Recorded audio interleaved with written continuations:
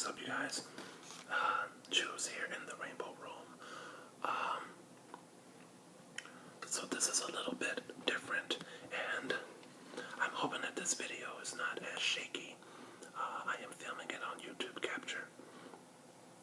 The last video I uploaded a few hours ago was really shaky, and I think it may have been because I was charging my iPod Touch at the same time, and maybe there was some shakiness with the table and the cord or whatever. But at any rate, I'm doing this one in the dark because I wanted to recite some poetry that I wrote over last summer. A few little pieces. It was something that I had planned to do, and I figured now would be a good time as any. So I'll read a few, just to do a little something different. And some of these pieces are autobiographical, and some of them are not. So, yeah, just keep that in mind. And the idea behind them was just to talk about what being gay or just being a human being in the world, just the different kinds of people that I've known, maybe that the different kinds of personalities that I've been. And I know that sounds crazy, but you can be one person and you're not the same person, that you were many, many years ago. So anyway, the first one is called Beauty in Despair. They say that it's everywhere. Is it beauty or is it despair? As tangible as breathing air, the choice I found was always there. Brown babies dropping like flies all around me, while the media coverage continues to confound me. Racism, homophobia, ignorance in bloom. Class wars, Jesus whores, the diet that we're spooned. While the world sleeps in broken surrender, it's at that moment I choose to remember, to find it, the beauty behind it. I'm quickly reminded of the beauty inside it. A matter of choice, a matter of faith, to lift another voice in this human race. The comfort of a smile on a stranger's face. Home is where the heart is, and I'm not displaced.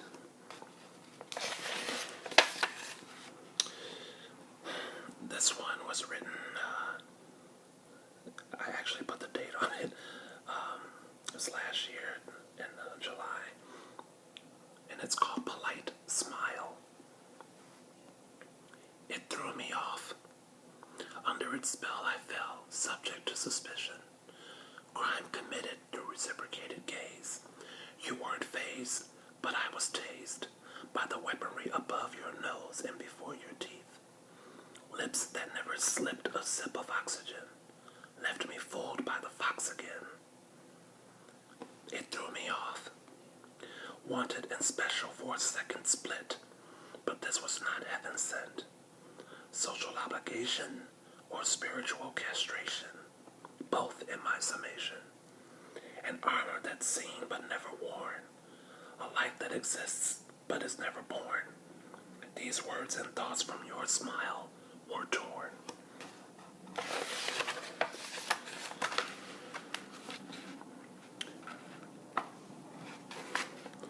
I must have been on a roll. This was written on the same day. It's called Pep Talk.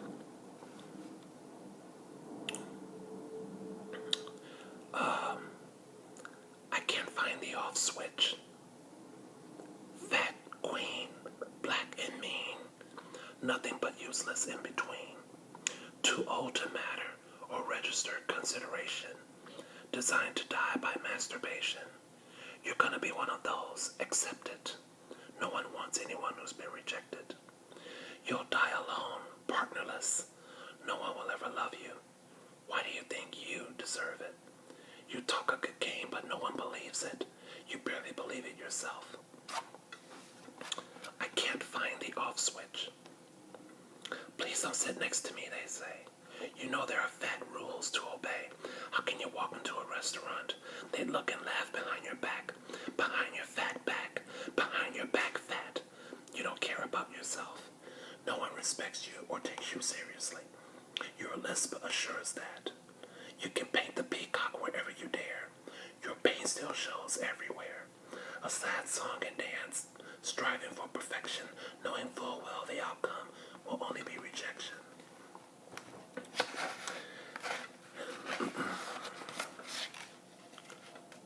This one is called Someone. I'm looking for someone to make me feel good about my lustings, about my temptations, about my need, fill my orifices with stiffness. Someone with a chiseled architect, all his hair and teeth. Someone still wet with youth and numb to truth. Someone I can bring to the church house, who'll blend in the pews. Old college buddy turned backdoor lover. Someone who keeps a deep cover. I just want someone to make me feel good about my lies, about my deceptions, about my bent facts and twisted tales. Someone who will stroke and nurture my insecurities with the careful discretion they require. Someone just fucked up enough to want to live out this bullshit with me, who understands the struggle, the real one, the internal turmoil, the desperate attempts to keep up appearances, the energy it takes to wear the right shoes, to do the down low slide without using your hands, the this our shit type, the nobody else need to know type, the don't say shit about this kind of someone, 'cause see, I need to feel good about this when I walk down the block and look into the eyes of the congregation. Someone so special that they see the deepest part of my physicality, the deepest part of my soul, who can see what I'm trying not to show and still be good with it. I'm looking for someone that I don't want anyone else to see. This next one is called No Bones, No Butches, Nobody. There was much in common, or so it seemed, as I read every line and nothing between. Could he be Mr. or maybe a sister? Compatibility was off the Richter.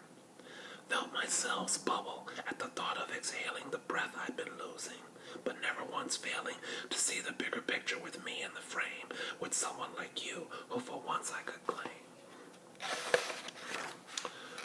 Honesty, loyalty, trustworthy, faithful, eyes full of love while the body was hateful. Dog lover too good to be true. Wonder if he was pitching a catch-22. Had I found love on the page of a rag? Had I found something finally that I never had? I studied the words with a new pair of eyes, my sights set firmly on the prize. And just when I thought I'd found myself a gem, and set an extra place at the table for him, 4 little words made the light in me dim. No fats, no femmes. It never occurred to me in my quest to reach the internal, I missed the opportunity to tear down the external. So many others did. Why shouldn't I? I had many ads and profiles dangle before me like predator candy, pregnant with promise and heavy with hope. I forgot to figure out a way to cope with those 4 words of which one didn't apply, but still the other 3 had jabbed me in the eye. Although I know it wouldn't make it right. Just one time, out of nothing but spite, would I like to flip the pain of the script and imagine how these other motherfuckers would trip. How would they feel knowing their twin? How would they feel knowing their thin bodies weren't desired? Or feeling like their masculinity was expired? No fats, no femmes, no offense, everybody. No bones, no butches, no love for nobody. Okay, that's it. Just a little, I had this idea at the time of compiling a bunch of pieces for a book. And I wanted to make the book as